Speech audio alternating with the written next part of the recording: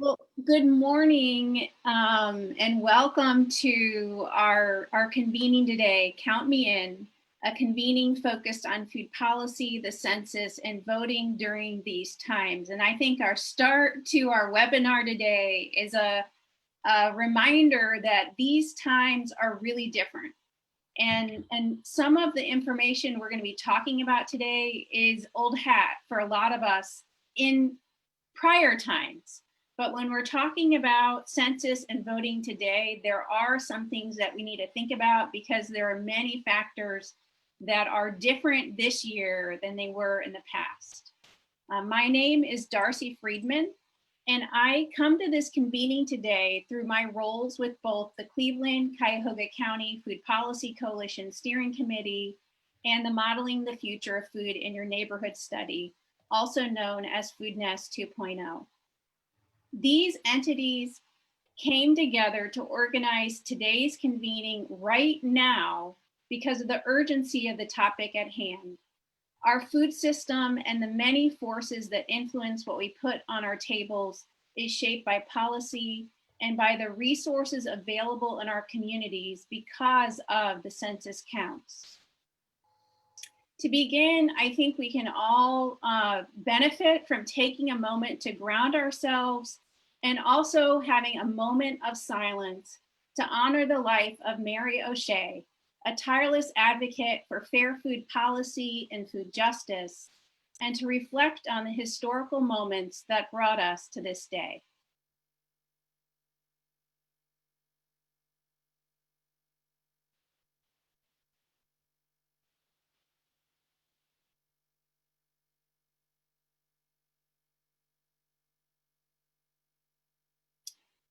A few housekeeping topics to cover before we get started.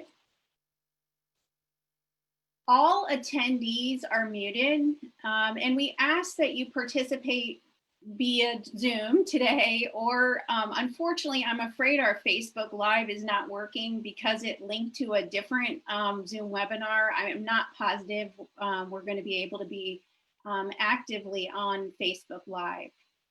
If you have questions, please add it to the discussion, possibly on Facebook Live, but also if you're here in the Zoom, you can use this chat feature at the bottom of your screen, and we will be documenting your questions in there. We did reserve the final 30 minutes. It may be more like 20 minutes for live Q&A, but we have purposefully planned for you to be able to ask questions. And for some of you that need to hop off right at that time, it's okay and you can leave. But those that want to have a little bit more time can stay on. So let's get started and just let everybody know who is here. If you want to go ahead and put your name in the chat and share what area you represent. Based on the RSVPs for today, it looks like we have participants from all over Ohio. In addition, we have the most common kind of participant based on our RSVPs were residents, organizational leaders, community organizers, students, and educators. So thank you for being here today. We are recording the convening, and we will send you a link next week to the recording so you can share with your friends and colleagues. Please feel free to sign on to your social media accounts to let us know you are here today.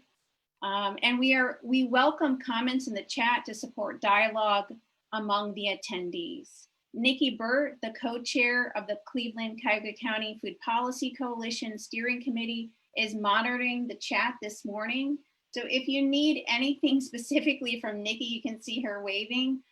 Please feel free to go ahead and you could just say Nikki help and she can help you out. Our agenda today is designed to remind us why policy is needed to set the table for food systems change. We'll walk through the steps to complete the once every 10-year census and a vote in the 2020 election. Our approach today is a each one teach one model. So our goal is to equip each of you so you can share this information with at least one other person. We have 5 fantastic speakers today who are truly amazing, and they include representatives from the Food Policy Coalition and the Food Nest 2.0 study. Morgan Taggart and Jennifer King will start off reviewing the link between food policy and food systems change. Morgan is the director of the FAIR Project and one of the founders of the Cleveland-Cuyahoga County Food Policy Coalition. Jennifer is Assistant Director of Training and Community Education in the Marianne Swetland Center for Environmental Health at Case Western. Next, we'll hear a personal testimony from Michelle Wilcox, Community Engagement Coordinator at Neighborhood Family Practice. And Daniel Ortiz and Michelle B. Jackson will move us into our training on the US Census and voting during these unprecedented times. Daniel is the Outreach Director of Policy Matters Ohio, and Michelle is chef turned community organizer and co-founder of a political action committee to promote voter activation and engagement. Full bios for each of our speakers will be shared in the chat for you to download. And I'm now going to turn it over to Morgan and Jennifer to get us started. Thank you. Good morning, everyone. I'm really excited to see so many names that I recognize and so many people that I know from my work at the Swetland Center. So welcome to everyone this morning. Today, Morgan and I will be kind of giving an overview of food policy and food systems change. But before we get into the nitty-gritty of what we mean by what that looks like for ourselves today and how you might be able to take action in creating food systems change, I wanted to give some background on what in the world is a system. Next slide, please. So I'm going to pull up my notes so I don't misspeak. So a system is really a complex interconnection, and that's of key structures and policies that produce relationships, behaviors, and change over a period of time. Now, specifically within a food system, there are key structures or what we might identify as leverage points that may stem from unjust and deeply rooted forces that play out in daily practices and policies. So some we see on our screen today. We know about community history of of many of our neighborhoods. We know about incarceration, gentrification, and kind of being pushed out of the neighborhoods that we call home.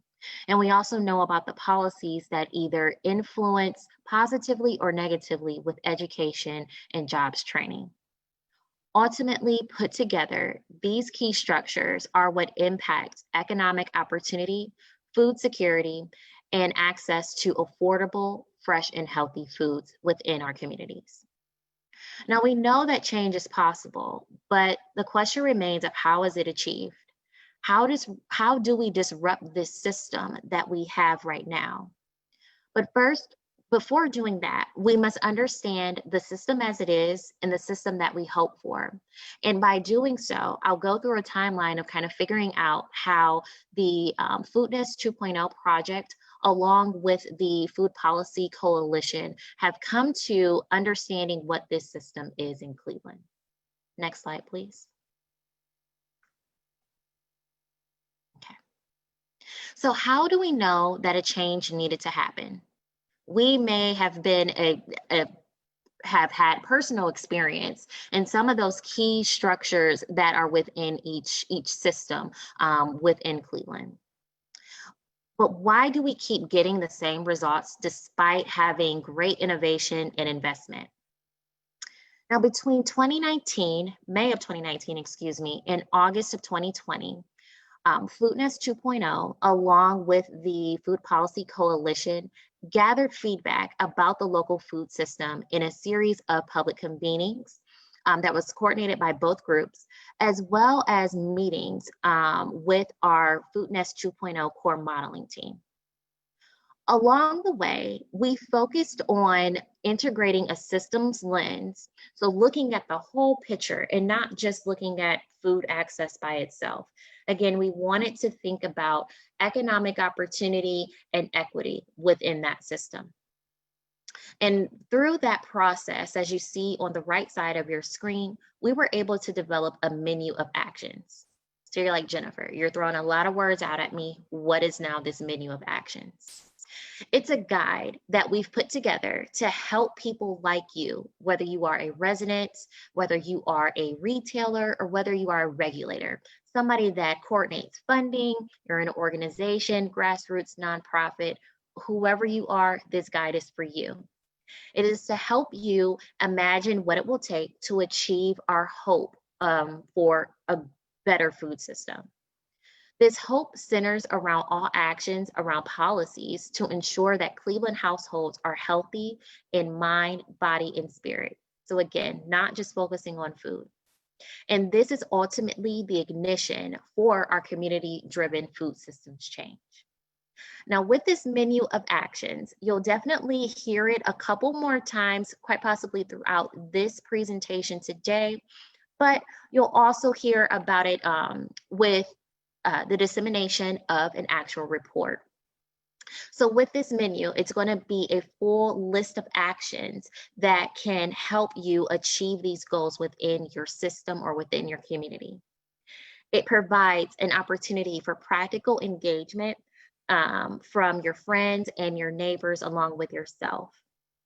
Now, either later on this month or early next month, each of you who have registered for this event or within your networks will get your contact information so that you will be able to receive the full report of the menu of actions.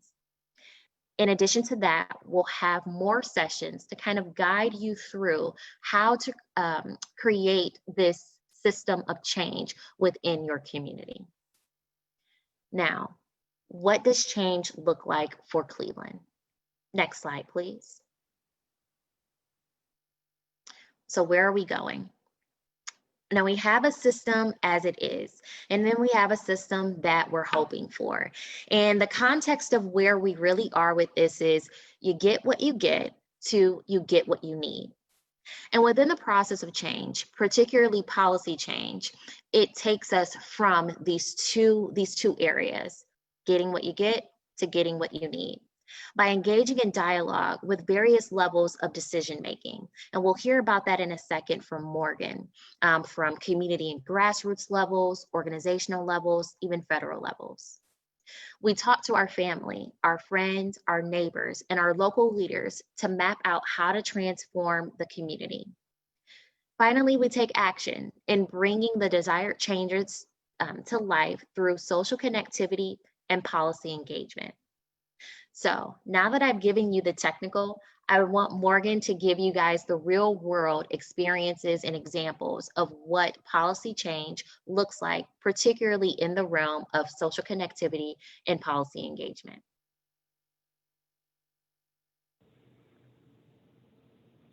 Good morning, everybody. I'm really excited to be here with you all and share a couple of different real-life examples from work that's been happening in Cleveland over the past several years, and also some of the work I do as a Cleveland resident in terms of engaging at the local policy level and with local officials. I just wanted to kind of underline some of the work that Jennifer shared around social connectivity and policy engagement, because these are really critical key levers that we discussed within the Food Nest team on how we are actually changing this system. And these policies, including the census, really set how the number of resources that we get and how we allocate those resources through our elected officials and agencies. And so they're really, really critical in order to kind of creating the system that we want to see and that we hope for. And so in addition to voting and census, one of those other key pieces is really about the power that we need to change the forces that impact access to healthy food, but also disrupt and realign the system as we want it to be. I have a colleague, Wendy, and she always tells me we are all about creating people power with the FAIR Project, and I think that definitely applies here. And so I wanted to walk through a couple of examples of how the simple acts of filling out the census and voting and engaging in the process can really really help push us to that system that we hope for, because both voting and the census are very timely right now over the next couple of months, particularly this month of September, to get people registered to vote, to get folks to fill out the census. These are really critical pieces of this work. The census, as you'll hear from my colleagues, Michelle and Daniel, who will all be sharing action steps as well as personal testimonies. Census drives our allocation and resources that we receive for programs like WIC, SNAP, school breakfast and lunch. It also connects with community development block grant. And as Jennifer shared, all of these parts of our system that may not even be food related in our own minds, whether it's criminal justice, whether it's police reform, whether it's access to quality daycare, access to affordable housing, those are all connected to food security and leading healthier and improving our quality of life. And so all of those pieces together really connect with how we talk to each other, how we build power together, and how we exercise our right to vote and right to be counted. So I wanted to just give a couple of examples at the federal, state, and local level on how policy impacts food directly. Many of you may know that we have champions in Ohio, both Congresswoman Marcia Fudge as well as Senator Sherrod Brown, both have key appointments to committees in the House and the Senate on the Ag Committee. In fact, Congresswoman Fudge is the chair of the Nutrition Subcommittee and is a huge advocate for SNAP. You'll often see her in the news really pushing, especially now during the pandemic, for improvements to SNAP, increases of allotments, and pandemic EBT. So we have some really key advocates. From a policy perspective, I'm sure a lot of you know about the Farm Bill, and there's a lot of pieces in there that really impact what's happening here locally in greater Cleveland-Cuyahoga County in Ohio.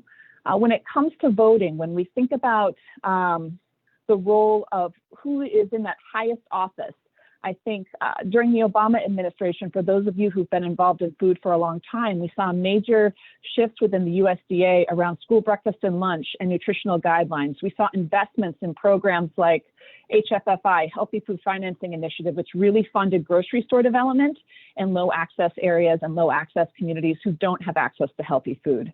We have the FINI program, now known as GUSNIP, which provided millions of dollars across the country for SNAP customers to purchase fresh, local, healthy food at farmers markets and retailers.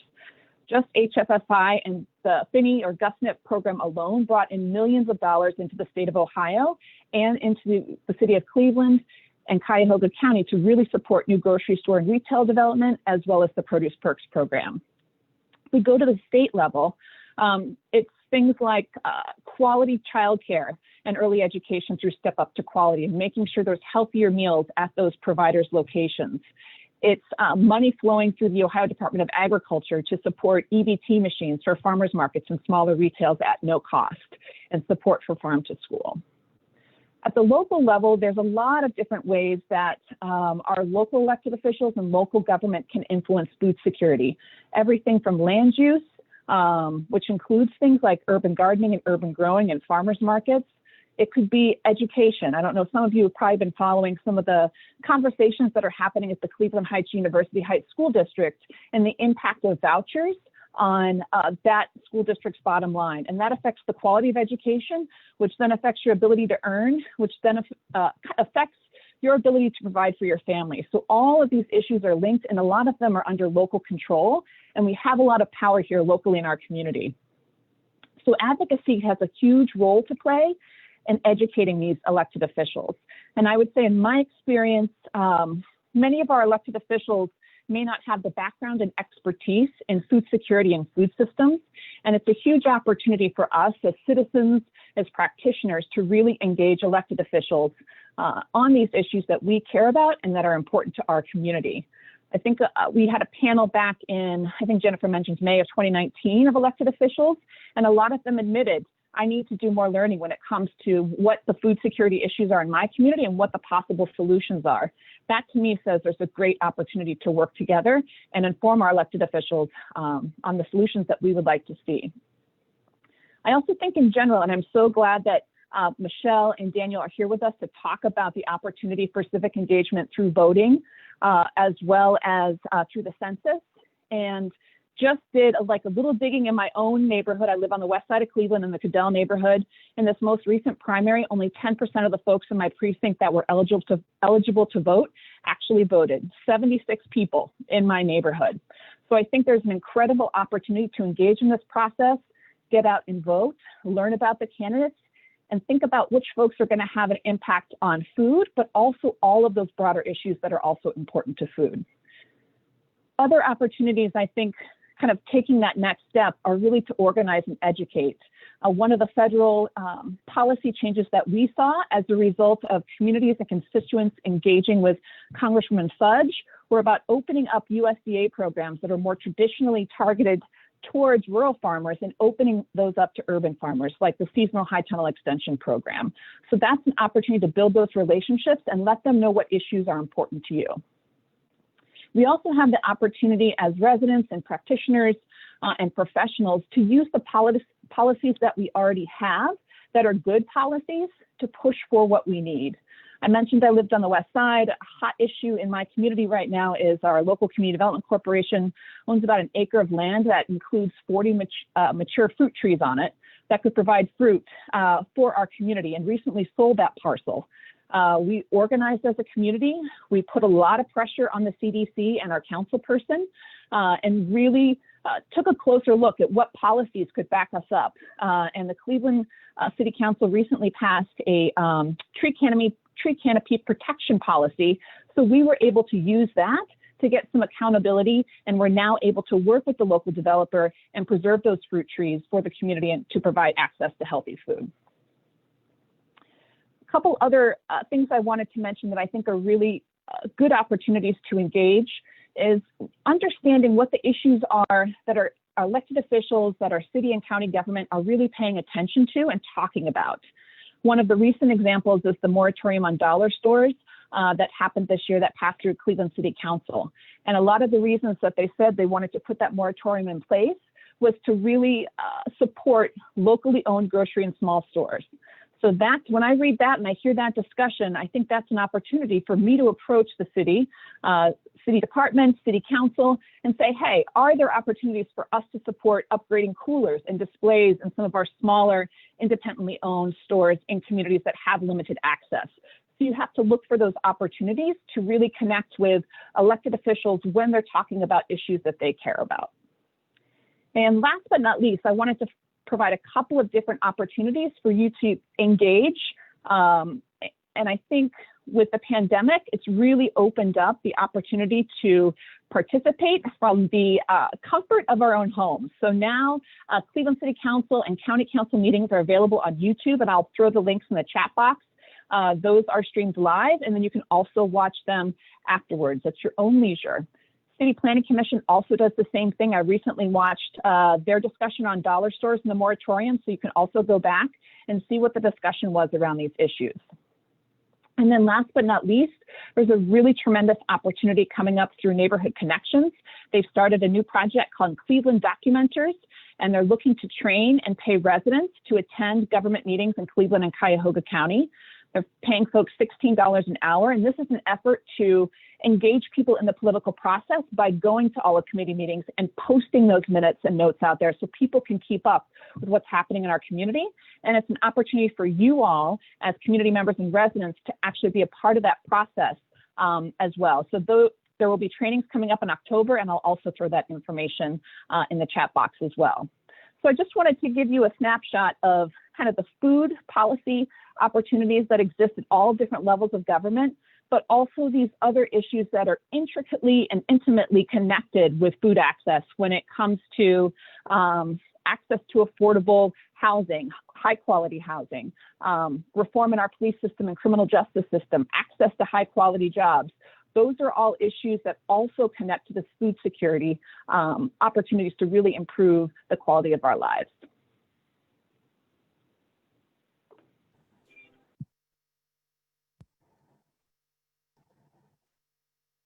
Thank you, Morgan and Jennifer. That was an amazing, how I say in my term, pregame to what I'll be bringing to you all today.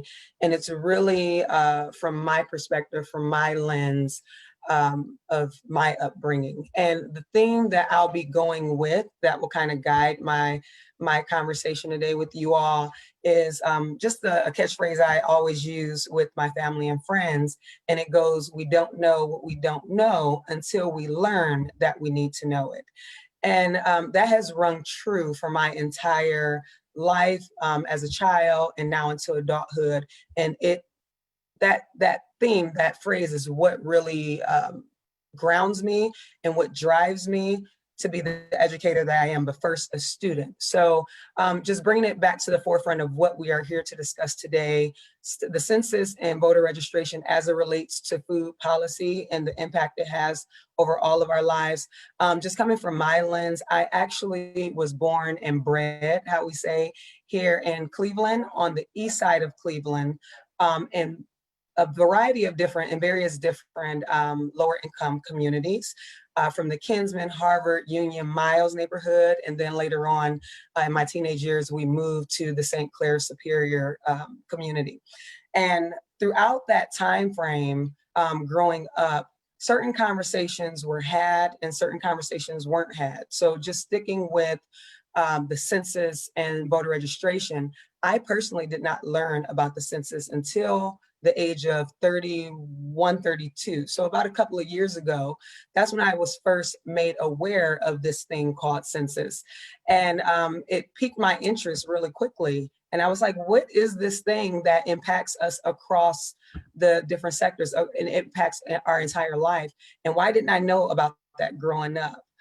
Voting, I knew about. I'll get more into the census in a little bit, but voting I knew about, and they talked about it in school. So we learned the different levels of government. But in my own neighborhood, that wasn't a conversation that we had in an ongoing educational way.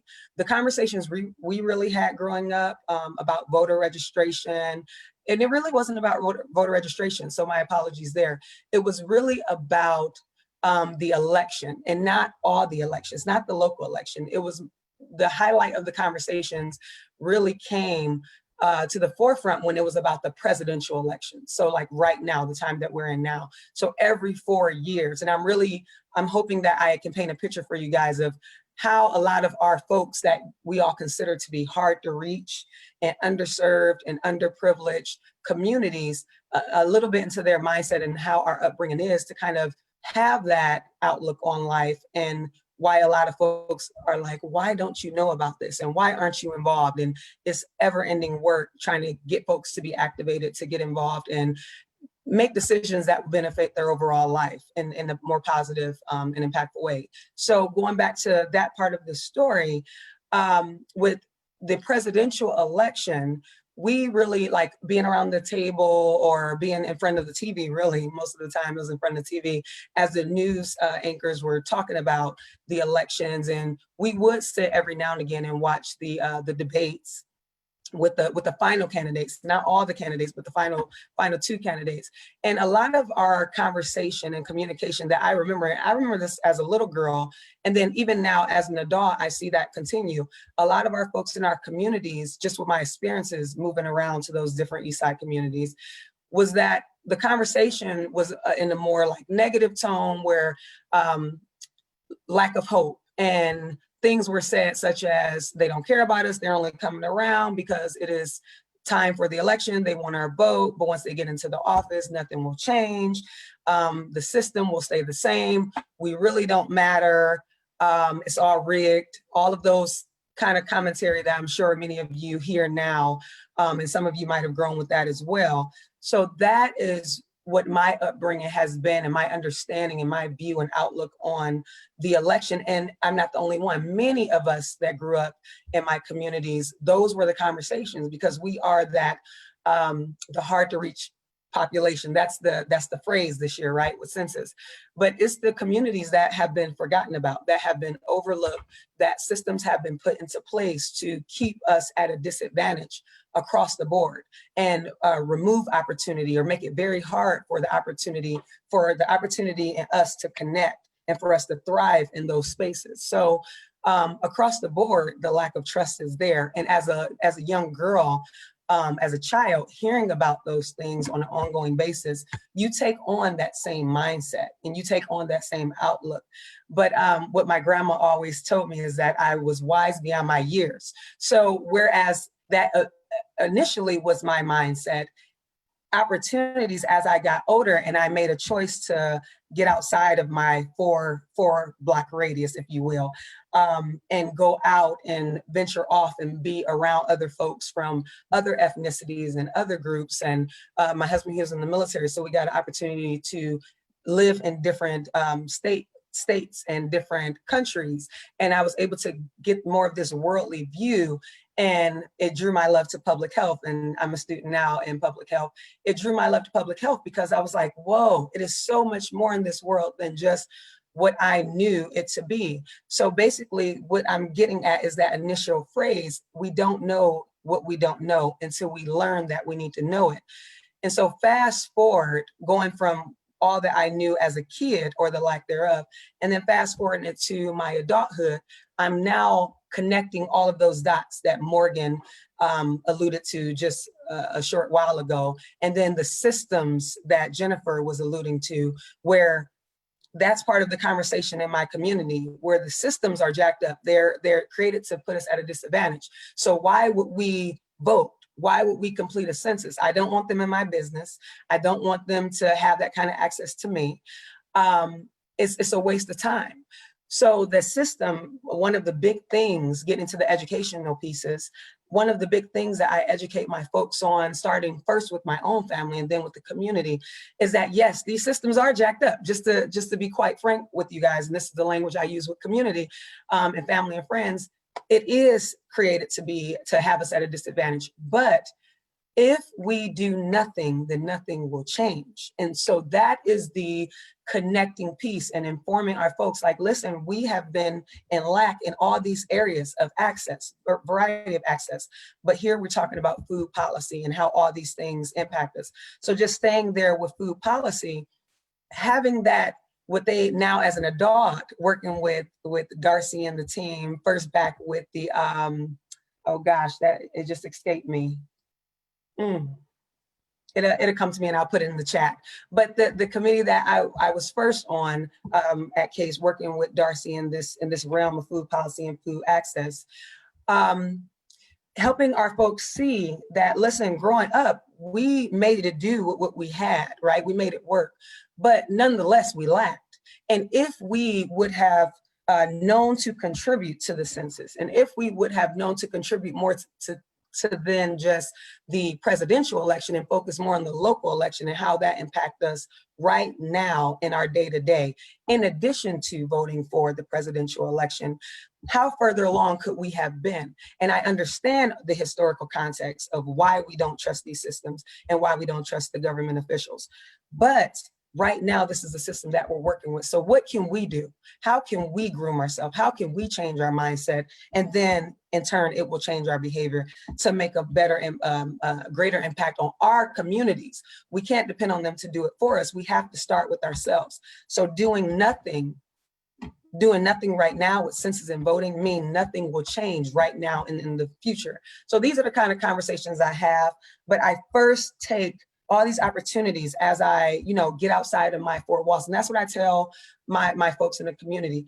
Go outside of our community. Don't just engage with people who look like us, right? Engage with other folks. Have a diverse group of friends, because it will give you that worldly view that I had opportunity to get. And it was very beneficial to me and my complete understanding of the world and what's bigger than me and how everything impacts each other, and it's all interconnected. It's all interconnected. So to wrap it up, just to give you guys some little interesting things of what I do in addition to like communicating and educating folks, I first start in my home. And that's what I encourage you all to do and hope you all take away from this convenience today, to start within your group. So with my kids, I literally, and I was telling the group, we're going to be creating a TikTok to first teach them, but then also teach other people. And we have not completed our census yet, to be quite frank, because I wanted to do it in a unique, creative, funny, strategic way. I'll still meet the deadline, mind you, but I wanted to educate my kids in the fullness of what the census is, as well as voter registration. So with the past 3 elections, I get my kids up early because I have to be at work early, and I take them to the voting polls with me. But before we even go there, we're looking on 411.org and other resources to research the candidates and what they stand for, so then we can make the best decision for our household.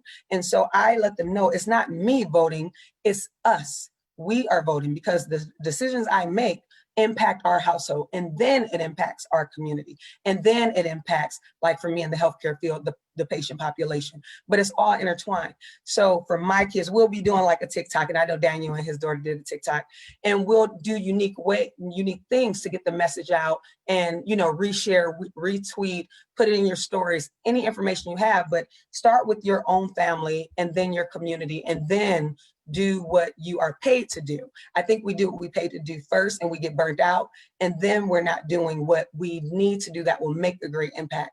So my take is doing the opposite. I do what impacts us first because I'm driven by that. It hits a little differently for me because that's where I come from, and a lot of my family members and friends still live in those specific communities on the east side.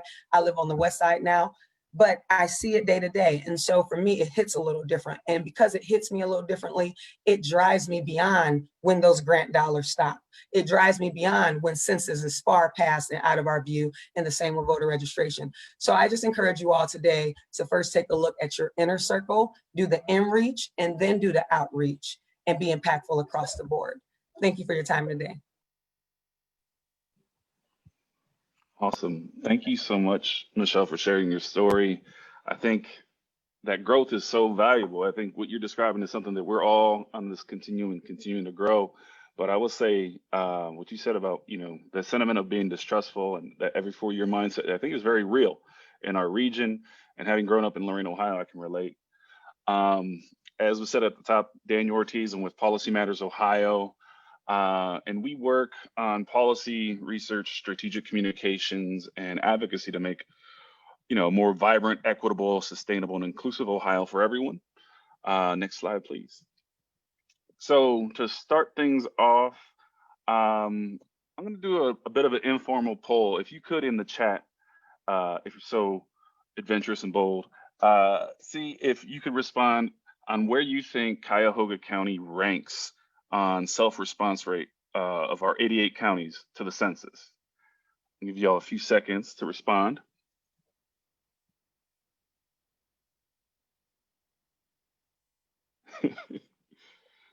Now, Nikki, I just want to let you know that the answer's changed since yesterday. I just checked the updated numbers, so you can feel free to respond.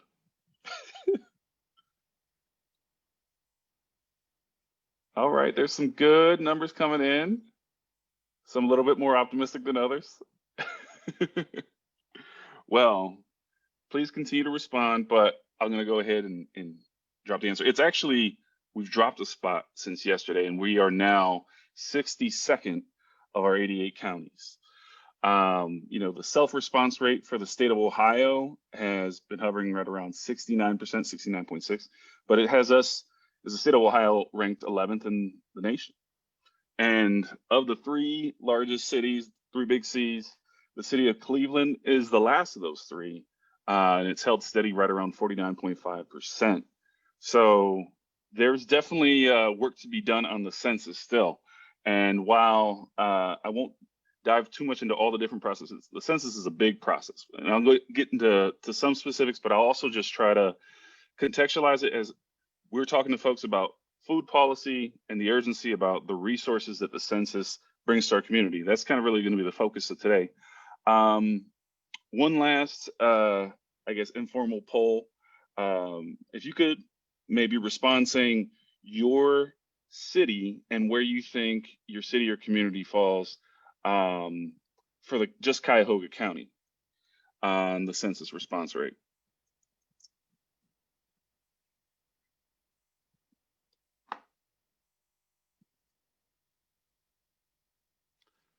Not as much engagement on this one. Okay. All right, we've seen the answers start to pop in.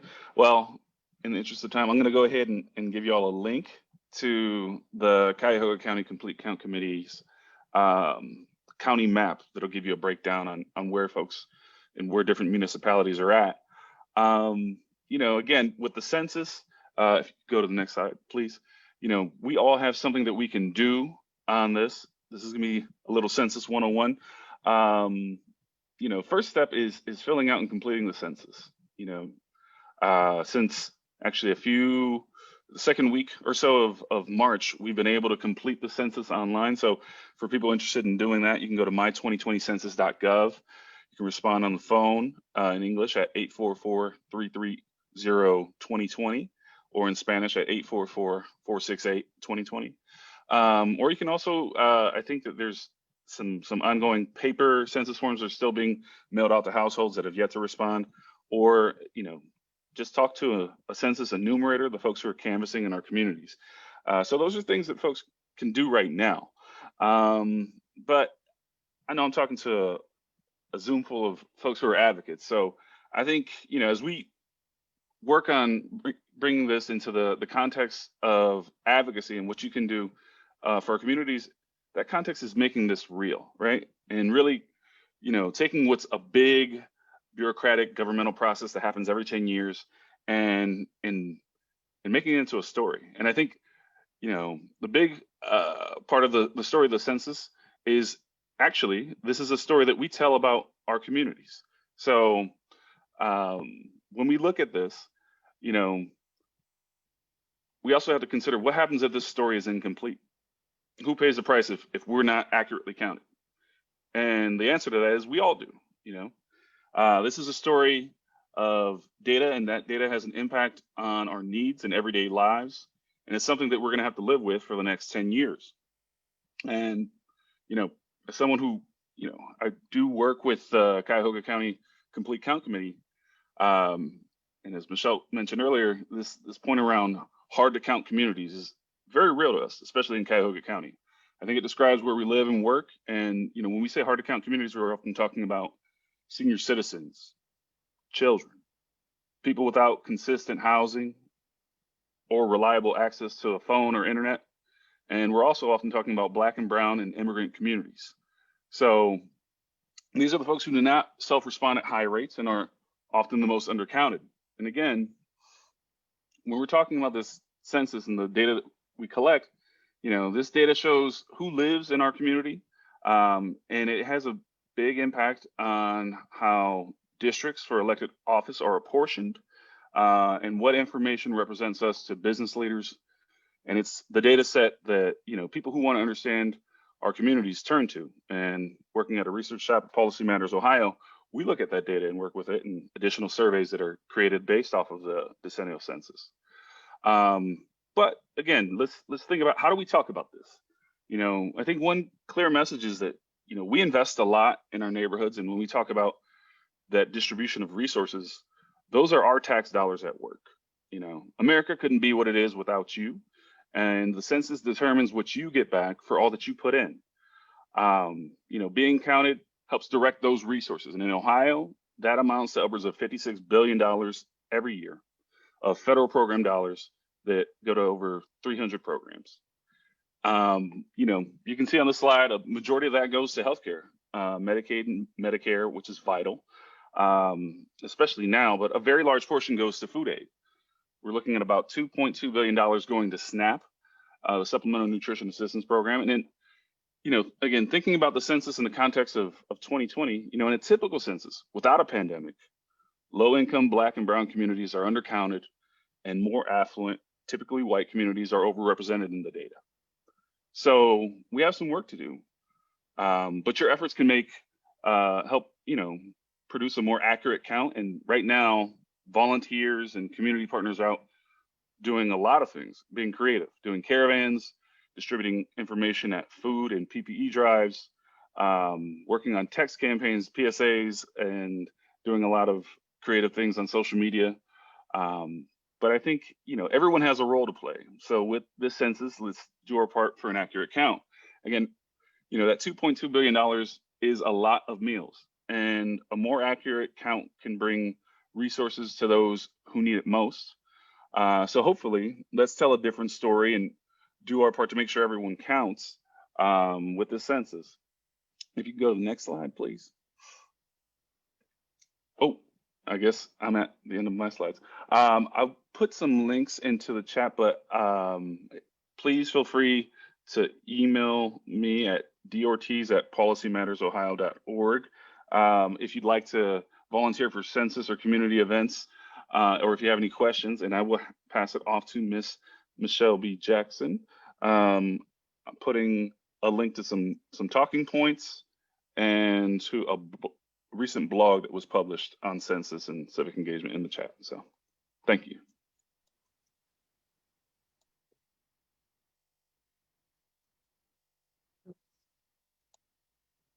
Hi, am I on? Okay.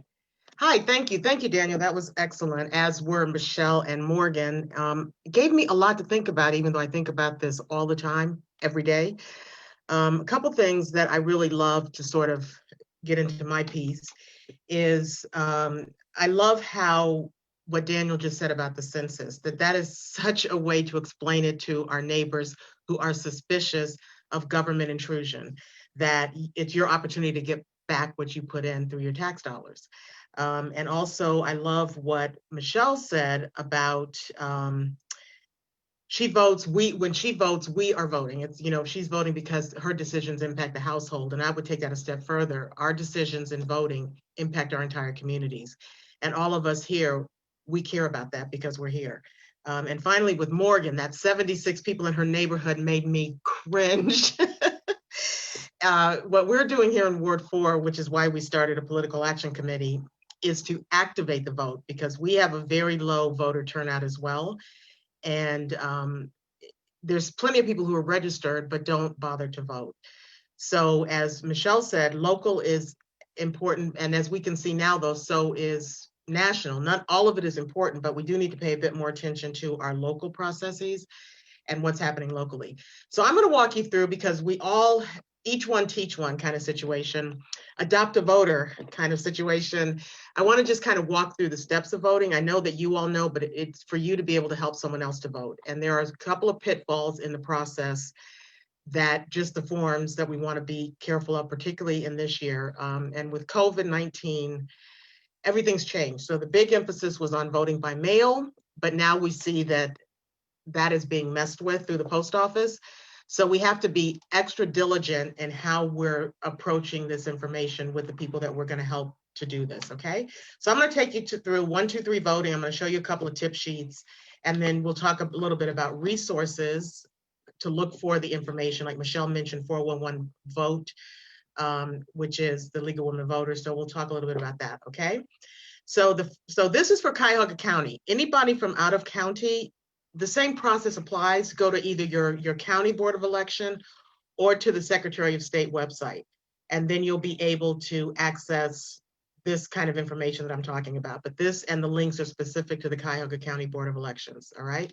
So the first thing you want to do is make sure that you're registered, very basic. People think that they're registered, but maybe they moved around the block. They do need to register and update their address. They will not show up on the rolls. They may even have to go to a different precinct. For the Cuyahoga County, it's super simple. 443vote.us is the website link, and it's also the phone number.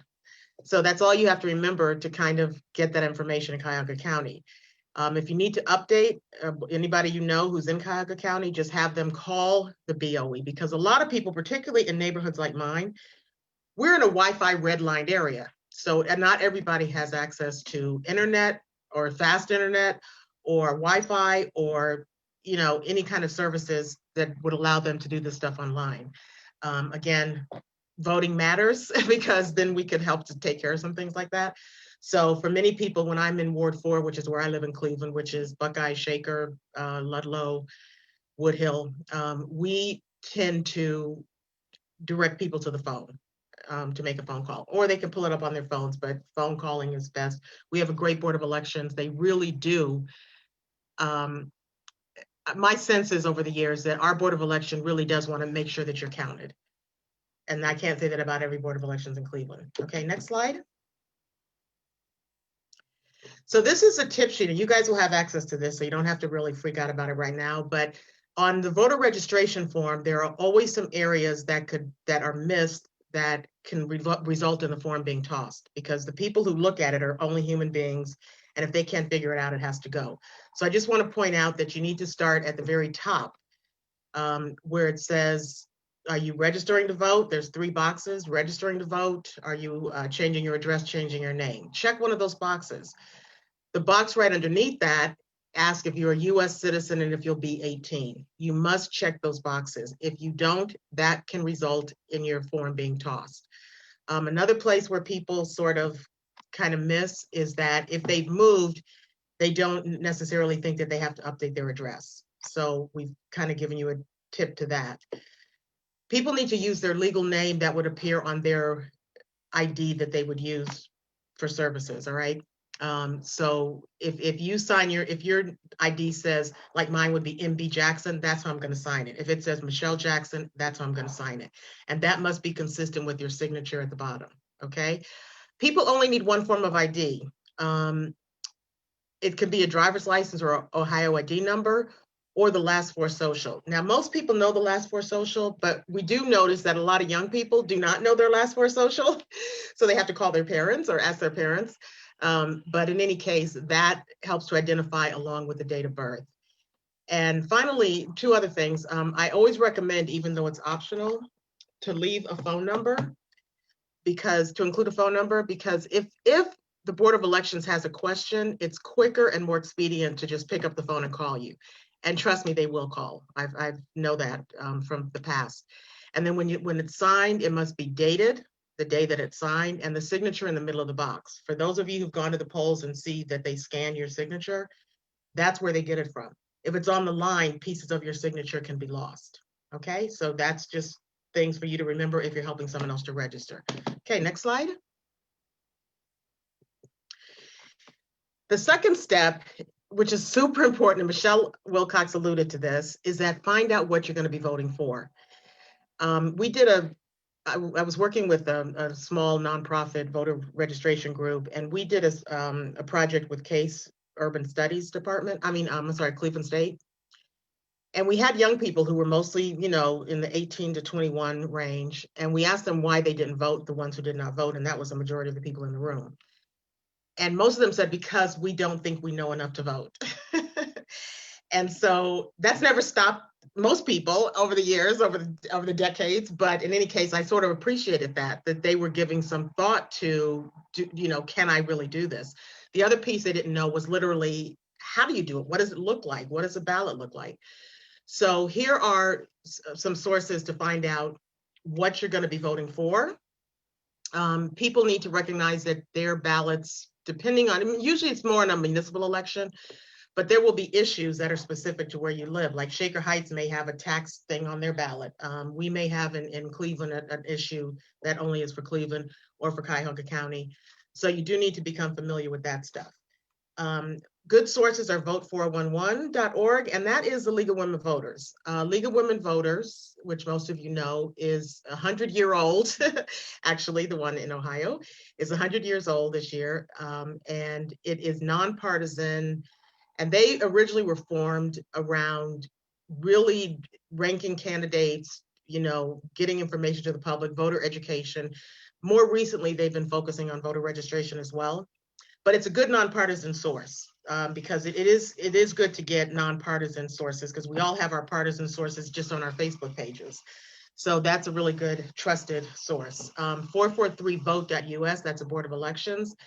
There Cuyahoga County Board of Elections, and there you can look at what your ballot is, what's going to be on your particular ballot. It'll tell you who the candidates are, because since this is a national election, it's going to be like Marcia Fudge, who was mentioned before. She will be on the ballot. Presidential candidates will be on the ballot. Some House seats, some state House and Senate seats. So take a look at that. JudgeForYourself.com ranks judicial candidates. It's a little bit controversial. They did sort of adapt from criticism that it was biased, but Judge for Yourself is composed of, I think, 4 or 5 different bar associations around Cuyahoga County. And it's like the Bar Association, which is for all the lawyers. Then they have the Norman S. Minor, which is comprised of Black attorneys. They have, I believe, the Asian Bar Association. So it's sort of a diverse group of bar associations who use the same criteria, and they just simply rank, if someone is excellent, good, not recommended. So, because it's impossible, judges can't really campaign on, I'll rule a certain way. You really need some source to kind of take a look at it. And if your peers are saying that you're not recommended, you may want to give that some thought. Okay, and finally, ballotpedia.org, Ohio, again, it'll tell you about candidates. It may mention issues, but again, it's just another source. And then we'll go to the next slide. Finally, I decided to include, because this is such a big election, a link to the Democratic 2020 platform and the Republican 2020 platform. Now, you don't necessarily have to sit down and read them. Just look at the table of contents. That will tell you what priorities are. And, it's an interesting exercise just to glance it. And if you have any questions about, what your priorities are, and all of us here, we care about food equity and food security, take a look at the platforms, just the table of contents. Okay, and then we'll go to the next slide. Step 3 is vote, like your life depends on it, because it does. In Ohio, we have no excuses because we have 4 weeks to vote each election. Voting starts on October 6th. Got that? Voting starts October 6th. We also have the opportunity to vote from home or vote by mail, absentee, whatever you want to call it. We've been doing it for decades in Ohio with no problem. So that is, the confusion out there. We have to tell our neighbors and our friends and our families to shut it down. Just pay attention to facts and what's important. So we have been doing this in Ohio. I know that in my precinct in Ward 4, majority of people vote by mail. Okay, it's a lot of older people who live here and they don't get out as much as they used to. So it does work. However, this year, because of the systematic dismantling of the post office, it is what it is, call it what it is, that can get tricky. So please make sure that when you're doing it yourself or advising your family and friends, do it early. If you're gonna vote by mail, you should have already sent out for your vote by mail application. We can go to the next page. To the next slide, please, thank you. So the second bullet is to request a vote by mail ballot application. That is the first step for people who've never done it before. That needs to be mailed back or hand delivered to the Board of Elections. I personally took mine and hand delivered it to the Board of Elections at 2925 Euclid Avenue. They have a drop box in the parking lot that's accessible 24 hours. The ballots, once you send in your application, you can go to the Board of Election website. They're at 443 Vote. There's a link to track my ballot. You just enter some information and you can find out whether or not, when the ballots are mailed, if yours was actually mailed and what's happening to it. All right, but they will not go out until October 6th, which is also the day that voting starts. So you should have it by the end of that week. If you don't, get on the phone and find out what happened. All right, next slide. Someone said, can we take another person's ballot? No, I have to answer that question right now. That came up in chat. No, you cannot take another person's ballot to the drop box unless you're a close family member. You cannot collect ballots and but if you, like in my house, I'm going to take me and my mother's. All right, that's permissible. However, for vote by mail applications, you can take them all down. So my group, we're doing an event on September 26th where we're going to be doing last chance census and also help people to answer questions about their vote by mail applications or voting in general. We will collect vote by mail applications and registrations, and I will deliver them to the Board of Elections that afternoon. However, when it comes time for the ballot, you can't. You cannot give someone a stamp. And you can give someone a stamp for that vote by mail application, but not for the ballot. The ballot is a whole separate issue, and you don't want any sort of whiff of shenanigans.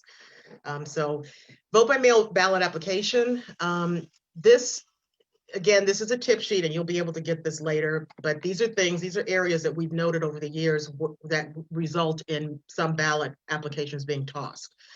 So starting with the name, it must match the name you put on your voter registration. Your birthday, one form of ID. It does need postage, and your name printed, your name must be the same as on the registration form when you sign it. There's a little tip to track your form online. So again, you'll be able to see this later on in a little more depth. All right, and finally, I think we have one more. No, with the shenanigans. Okay, voting in person. I would recommend to anybody who is now afraid to vote by mail that you plan to get down to the Board of Elections on the 6th, the 7th, the 8th. Don't wait. Don't wait until the 4 weeks, because we don't know what's going to happen. There may be a shortage of poll workers come November 3rd, so that polls may be closed. That's what happened in March for the primary. The poll was closed the day before, and people who had not voted, millions, did not get an opportunity to vote in Ohio. So I've also given you a link to the early voting schedule. It gives you the days and the hours. As Michelle said, make sure your family and friends are registered and help them to do this process. Request a ballot to vote by mail or help them to vote early in person. I want to say just a couple of other things. This voting for me, I mean, I love what Michelle said. If we do nothing, nothing will change. My little soapbox is that the system works exactly the way it was designed to work, which is to keep most of us out and to keep power consolidated in the hands of a few. So voting is our opportunity to flip that script. And people, when we don't have money to pay into a system, to lobby this and that, it truly does matter when you go to the polls. That, if I can get, in our community, we're focusing again on activating the people who don't vote. If I never register another person, when you have 24% of your registered voters in a municipal election not voting, I don't need to register another person. I need to get the people who at least took the time to register to get them to get to the polls. So this election with the census, it's all the things that you're voting for. When you look at a party's platform, you will see what their priorities are, what the party's priorities are. That becomes important when you make a decision to vote. So you're voting for policies. And when people say to me, I just want to pull out my afro, that, I don't really want to be involved in politics. If you're in this room right now, you're involved in politics because you care about policy, you care about change. Change comes through policy, through advocacy, through voting. So this year, 2020, is not the time to sit back. So I just want to, everybody to have the tools they need to help someone else, adopt a voter or two, and make a commitment to register and guide through the process from registration to ballot counted of at least 3 people. All right, cool. Thank you all so much. I'm going to turn it back to Daniel. Excellent. Thank you, Michelle. So much good information there. I can't agree with you more. I think voting is a major step, but it's definitely a step on this continuum of civic engagement. But let's make sure that every vote counts, because elections do have consequences. And I just want to reiterate, everyone has a role to play. I heard a really great quote yesterday in a documentary on Dr. Jane Goodall, that we all carry seeds for change. And, everyone in this Zoom, everyone that we know, has a potential to ask someone to do something to spark an interest in the civic process that can change a person's path. Go to the next slide. I don't know do we have yeah, there we are. But on that path, we make plans. So plan your work, work your plan.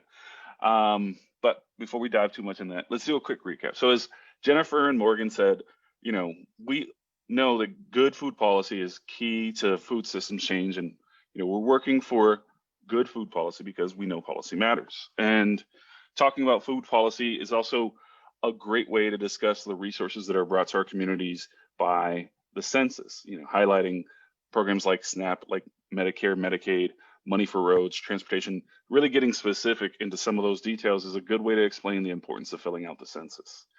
As Michelle modeled earlier, remember to share your story. I think we all have a story to tell, and it helps to share good information in a way that's relatable to folks.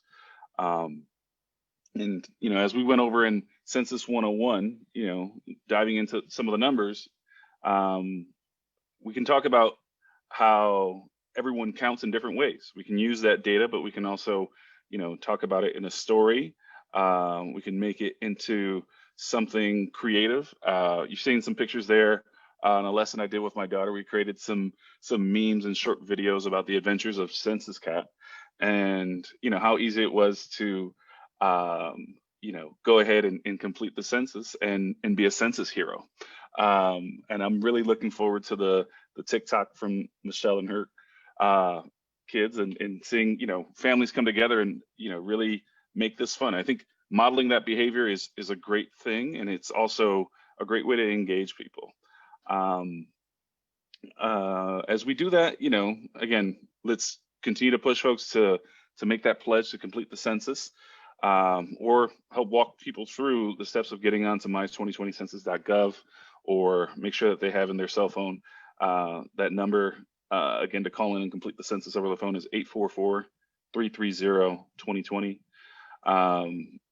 And let people know that enumerators are going to our communities right now, and that they shouldn't be surprised. Usually they're very clear about identifying themselves. They have clear credentials and lanyards to let you know that they work for the U.S. Census. Also, like Michelle just shared with voting 1, 2, 3, let's make sure and take that step ourselves to make sure that everything is current. We research the issues, and that we vote early. Voting by mail is, I think, a fantastic way to vote. It's an open book test that we can all take. And I think once we get through, some of the differences of how this year there's just some different processes, if we can work through that, we can also help someone else work through that.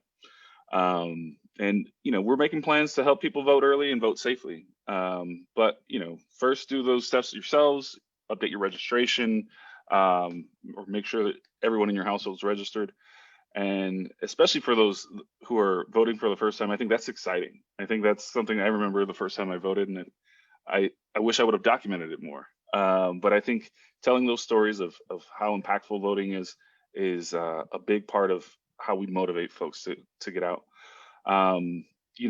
There's all the additional steps of having that vote plan, right? And I think thinking through whether you're going to vote by mail, knowing the timeline of when you should be mailing back your absentee ballot, or whether you plan to drop off your absentee ballot at the drop box at the County Board of Elections, or if you plan to vote early in absentee, in-person absentee, those are all great things. And I think you can come up with plans on that, set calendar dates, just like we do anything else, plan your work. And if you're going to be working with folks, I think this is something, that we should all try to do, and maybe see if we can go ahead and, set a goal about how many people we'd like to commit to working with on helping people commit to finishing the census, as well as making sure that people are going to go ahead and turn out to vote, because every person counts, every community counts, and we need to make sure that every vote counts in 2020. On the pathway to being champions for democracy, which you all are, we've all been helped, we've all been asked, organized, or inspired by someone. I can remember when I was asked to volunteer to knock doors when I was in high school by an amazing lady at my church, and that was a gift, and I think that's something that, you can give that gift to someone that I've been pestering my cousin to update his voter registration form since he moved for the past week. And he doesn't know it, but it's part of his housewarming gift. So I think, again, it's just how we communicate with people, how we make it relatable, and how we, bring some love and that sort of agape form, right? Love in action to our communities, because, helping people it feels really good. And this work is a way to bring and to show that love for our communities. So I would like to also ratchet up the joy, and hopefully we can see if someone can put the link. We have an amazing playlist from Miss Michelle B. Jackson that she assembled. If you need inspiration as you do this work, and we all do, we all need to refill our cups from time to time, and amazing music is a great way, at least for me, to do that.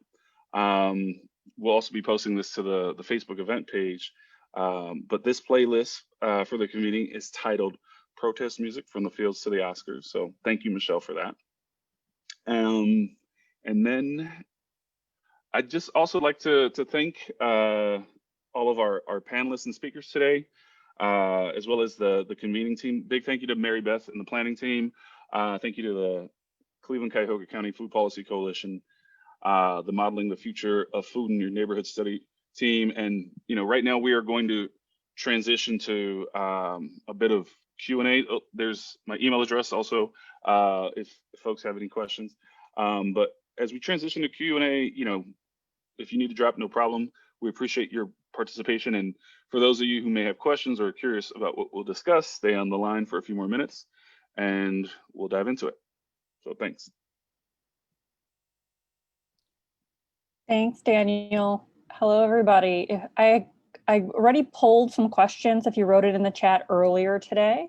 If anyone wants to keep writing questions in the chat, they can. Or if you want to raise your hand, we can try to catch people that way.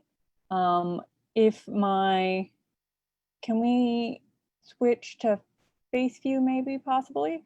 But we have a first question, which I think is a really great question, which is from Doreen. I'm going to paraphrase what she said, so I'm going to shorten it up for everybody. But she's asking, she runs into people who think that everything we're talking about in terms of blockages to doing the census or voting don't really exist.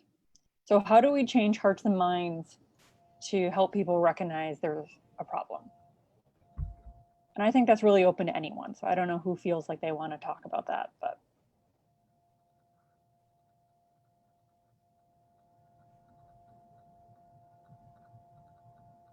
Well, I'll go. The silence is deafening. So I'm going to use what Daniel said. When I read his blog post that he referenced as well, he really has a way of putting this very succinctly and clearly to the point. But I love that he said that, this is your opportunity to get back what you've put in. People are always bitching about their tax dollars this and tax dollars that. That's my tax dollars. Yes. So if you want to see your tax dollars in your community where you live, the census is your once in every 10 years opportunity to really make that happen.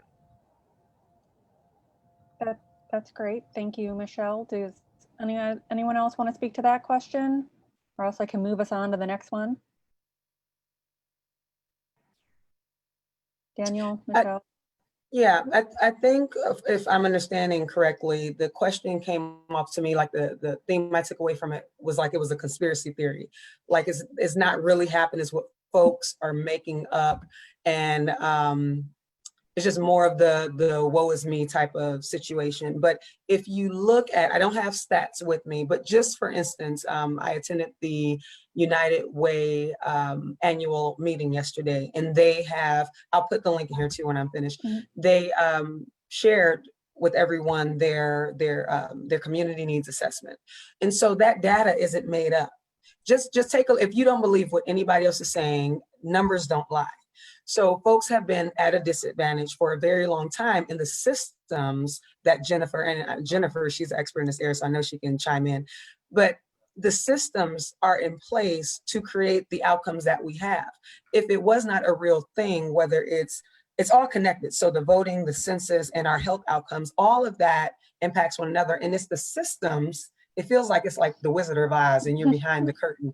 The systems is what is creating all of this lack. It's creating the poor health outcomes. It's creating the poor quality of life. It's the reason why certain neighborhoods, they live longer than other neighborhoods, and they're right around the corner from one another.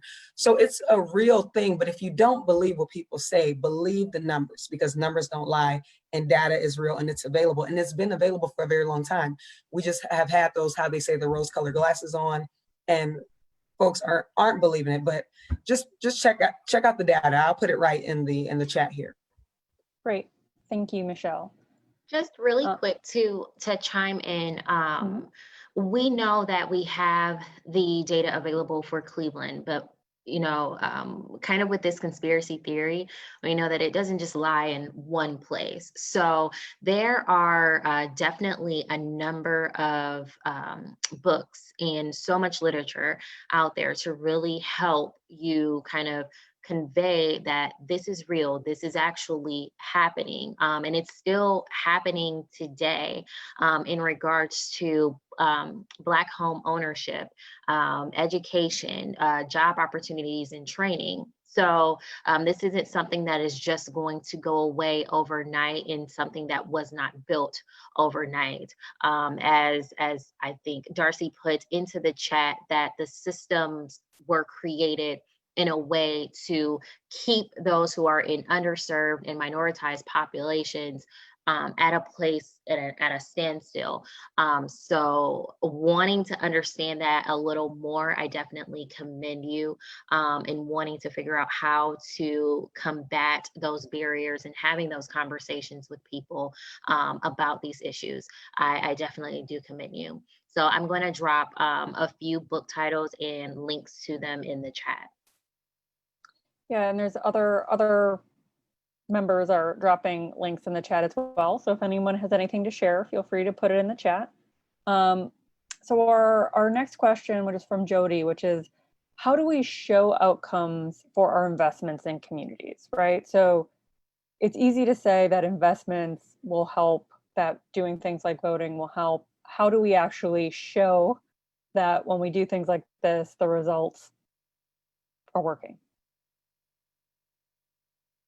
I'll leave that open if anyone wants to jump in. I don't want to have to call on anyone who's spoken.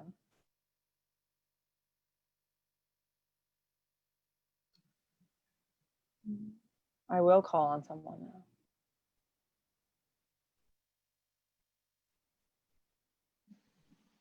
Morgan, I was thinking maybe you could share where you're able, because you talked a lot about having that conversation with the policymakers, and some of them, maybe local policymakers are a lot easier to talk to in terms of geographic context. But, are there ways that you found to be effective to tell that story, to say, we made this investment and here's what we're starting to see?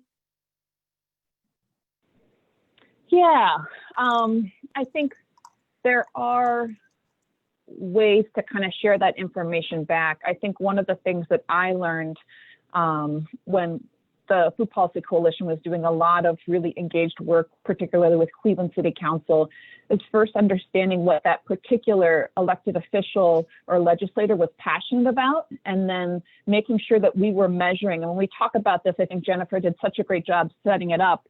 When we talk about even like a grocery store project that receives federal financing, we're looking at not only how it changes access to healthy food, but we're also looking at jobs, retention, wages, and that kind of broader set of indicators around the success of the project. And so I think it comes down to measuring all of the different outcomes in a comprehensive project like that, and then sharing that back with the elected official or policymaker in a story that they would identify with in terms of aligning with the issues that they're passionate about. So I do think it is complicated, and as you know, Darcy, it's evaluation takes investment, and being able to show impact takes investment, and oftentimes we are not making the investments to really tell the bigger story about, and the more complicated story, because it's really not just about food access at the end of the day. It's really trying to also change people's lives. So I think it's a great question, Jody, and I think it's a complicated one that also needs focus and investment, and connecting that to the stories that you need to tell in order for policy change to happen. Great, I would thank you, just Morgan. I put that in the chat as well. Daniel, did you have something to add? I was going to echo some of those points that Morgan shared, as well as just saying, policy wins, I think, are the things that we'd all like to be able to quickly point to. And I think, we get there, but I think, measuring even how policies are going to impact folks' lives is something where there's a deep data analysis piece to that. There's also going to be, I think, a lot of emphasis on equitable processes, right? And I think making sure that you can model your values as you're working with community members and really centering folks' voices in that process is important and something that should be a part of the narrative and the story that you tell. It's fine if we want to keep talking about this with other panel members. I just want to bring up one more question that I pulled from the chat, which was actually Darcy's question, but I think it leads to this, was, is there a way for us to engage more with judges who might be making decisions around food policy work in some way or something like this? I think it links to this question, right? Like, who all should we be engaging with and how do we actually engage? I don't know if Daniel or I see Michelle unmuted herself, so I'm going to say Michelle has something to say. That makes me super nervous. I love the idea, but talking about lobbying judges gets really, really, really challenging, problematic from an ethical standpoint. Judges have to remain impartial and just deal with what's in front of them. But certainly, as Morgan said, with other policymakers or those people who have access to those policymakers. So following up on that, like who do people think we need to engage? I think that this is a more diverse group of people than we usually have. So if you want to type that in the chat, the presenters will discuss it in person. But if anyone listening in has people they think we should be engaging with, feel free to put that in the chat.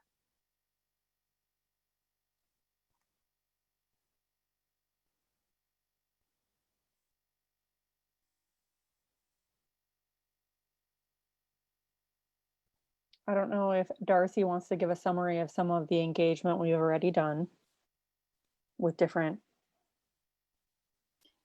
representatives.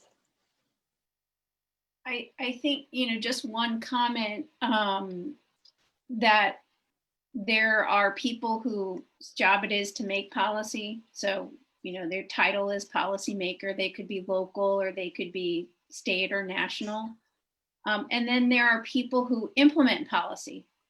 And the people who implement actually have a lot of power. They're not elected officials, but much policy, policy tends to be written with broad strokes. So that's a critique of policy because it doesn't take into the nuance of all the different people and the communities, and that, that we're not all the same. And we know that one size won't fit all, and policy tends to be one size. So I think, one of the potential groups to engage with is also the implementers, because those are people who are running programs or grocery stores or housing development opportunities or transportation systems, to try and understand from that equity perspective, like what's working, what's not, what are some of the unintended consequences as well? Because often if we're not keeping our eye toward that, policy could actually make things worse, even though we thought it would make it better. Really kind of continually coming back to the table to say, is this achieving what we wanted to achieve? Which means we have to know what our hope was. And then we have to have a way of measuring, are we moving there? It may take us a while, but are we starting to move in some positive directions? So those are, the implementers is another group to be thinking about, as well as the people who are supposed to be the beneficiaries. So that's all of us as residents, as people engaging in these various systems. How does it work for you at the end of the day? What I think Michelle brought up earlier, we all can understand what it means to be in your house. Maybe not as well as we start to go up. So what does it feel like in your house because of this policy? That's great. So I don't have any more questions in the chat. If anyone has a question they would like to ask, you can raise your hand or unmute yourself quickly to ask a question. I just had one question because I know some folks on our panel are organizing these, but are there any events, if some people said they're signing up to be poll workers, but any other events to help with getting the census completed or helping people get registered to vote that people could volunteer to help with over the next couple of weeks? Yes. The short answer is yes. I don't have a comprehensive list. I'm waiting to actually get an updated list from folks at the county, and we're hoping to host that on a new civic engagement page on Policy Matters Ohio's website, and we'll be pushing that out. But I would say in the meantime, you can send me an email. We also, in the blog that I shared earlier, have a few volunteer sign-up forms with our state partners at Ohio Votes, as well as the Ohio Census Advocacy Coalition, that will put you into their pipeline to receive information on census and voting events. But there are countless ways, I think, to plug in and ways to participate in events in person that are safe or virtually. There's lots of virtual phone banks as well as text parties that are happening now, especially around, making sure that people are getting information about requesting their absentee ballots and staying in conversation. And they got some really cool tools about matching it to contacts in your own cell phone. So that way you're actually just texting people that you know, and they have a really streamlined process to help you do that. So I do hope that folks will either click through those links and sign up to volunteer, or again, send me an email with any questions. Yeah, and Hey, to follow Daniel, up- just quick, can you put your email in the chat one more time? It's pretty far up at this point. Thank you. Sorry. Sorry, Morgan, sorry. Am I okay to go? I said Morgan. I'm good to go. Okay. So I just wanted to just piggyback off what Daniel was saying. At Neighborhood Family Practice, in case folks don't know, National Voter Registration Day is on September 22nd. So that's not when voter registration ends, but that's just the national celebration and recognition across the board, across the nation, to get as many folks registered as possible. So at Neighborhood Family Practice, on that day, although we have other things going on that specific day, we have a total of 8 locations, but 7 sites in particular, because one is with M.A. Dugan, and we already have voter registration going on there and helping folks complete the census. At our other 7 sites, it is an opportunity for volunteers to reach out to me. I'll put my email again in the chat. That's one of my roles as a community engagement coordinator, coordinating these events that it promotes advocacy and education and connectivity across the board. So email me if you are interested in volunteering and have experience in that with helping folks registering to vote and completing the census. And I'll double check like if we have laptops, but it would be preferred if you had your laptop. If not, we could figure out something on that aspect. But there is opportunities to get out and volunteer to do more to make sure that the census has a complete count here locally in Cleveland, and that as many folks as possible are registered to vote. Yeah, and I'd like Dan, to quick. Oh, I'm sorry. Go, Michelle. No, you go. Oh, okay. Thanks, Morgan. I'll just quickly share. I alluded to this before, and I put it in the chat. In Mount Pleasant area of Ward 4, we're having an event on September 26th, which is a call for action. And we'll have voter registration. We'll have people helping them just with any questions about voting, vote by mail. We'll have someone there to do census. We have Edwin's cooking up hot dogs. We'll have a DJ. And we're hoping that we get a lot of people from Mount Pleasant. Mount Pleasant is one of those I can't wait to see the United Way stuff, Michelle, the community statistics, because like 90% of people in Mount Pleasant read at a 2nd grade or below level. So it's really one of those areas that is always forgotten. So that's why we decided to do it there for the ward, but anybody's welcome. And we would love some more volunteers. I've got a number, but we could really use some more. We don't know what's gonna happen. It's from 11 to 3. We're hoping to get up to 200 over the 4 hours. We'll see what happens. We throw it out there and we hope for the best, but we all have to be doing something. So just want to share that. Thank you.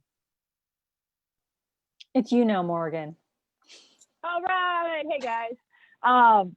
Just kind of plugging in on the Mount Pleasant with the Fair Project. We are doing a corner store campaign this month and are working at about 8 different corner stores in Mount Pleasant, Central Kinsman, and the Near West Side, focusing on Clark Fulton and Stockyards.